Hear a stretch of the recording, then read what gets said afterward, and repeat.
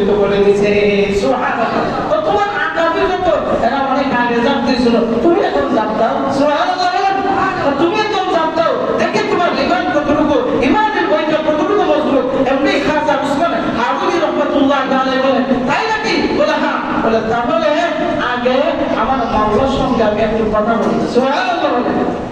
আমাকে হুজুর বাড়ি না ওযু করবো আমি, তারা হুজুর বাড়ি আইনা দিল, হুজুর বাড়ি আইনা দেওয়ার সাথে সাথে খাজা উসমান হারুনি রাহমাতুল্লাহ আলাইহি সুন্দর করে ওযু বানাইলেন। ওযু বানাই গিয়া যায় নামাজটা পশ্চিম দিকে আল্লাহর দরবারে বিছায় দিয়েছে। সুবহানাল্লাহ। দুই রাকাত নামাজ, নফল নামাজ দাঁড়িয়ে গেছে, নফল নামাজ আদায় করিয়া দুইটা হাত আল্লাহর দরবারে উত্তোলন করে দিয়েছেন। আল্লাহ, হে আল্লাহ, আপনারা বলছেন আপনার বন্ধুদেরকে আপনি সাহায্য করেন। আমি একজন নগণ্য বন্ধু আপনার দরবারে হাত করেছি। আল্লাহ, আপনি ইসলামের বিজয় দান করেন। আমি বলছি একমাত্র মালিক আপনি আল্লাহ। তারা বলছে আগুন নাকি মালিক, আগুন সবকিছু জ্বালায় দেয়, এই জন্য নাকি আগুনের সমস্ত ক্ষমতা। হে আল্লাহ, আপনি আপনার ক্ষমতা জাহির করেন, প্রকাশ করেন।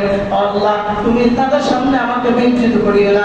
খাজা উসমান হারুনি রাহমাতুল্লাহ আলাইহি দোয়া করিয়া এবার সবাইকে বলতেছে, তোমরা এই মুহূর্তে দেখো, আমি এই মুহূর্তে তোমাদের সামনে তোমাদের মালিক, তোমাদের এই যে মালিক আছে, মালিকের ভিতরে এই মুহূর্তে আমি চাপ দিতেছি।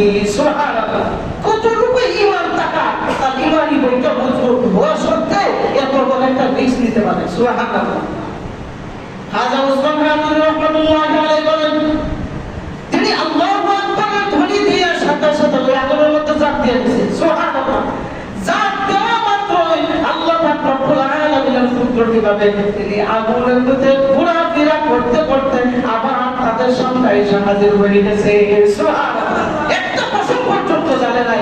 ও ভাই, ওই যে ইব্রাহিম আলাইহিস সালাম, আরে আমাদের জাতির পিতা ইব্রাহিম আলাইহিস সালামের কিছু হয় নাই, আল্লাহ তাআলা কিছু করবার দেয় নাই। আর আমরা তো তার সন্তান, তার এত দামি সন্তান, দামি বাবার দামি সন্তানকে আমার এত বড় এই আগুনের মধ্যে জানাইলে আগুনের এই ক্ষমতা হয় নাই। কারণ আমার সঙ্গে আল্লাহর সঙ্গে আমি কথা বলেছি, আল্লাহ আমাকে বিজয় দান করেছেন। সুবহানাল্লাহ।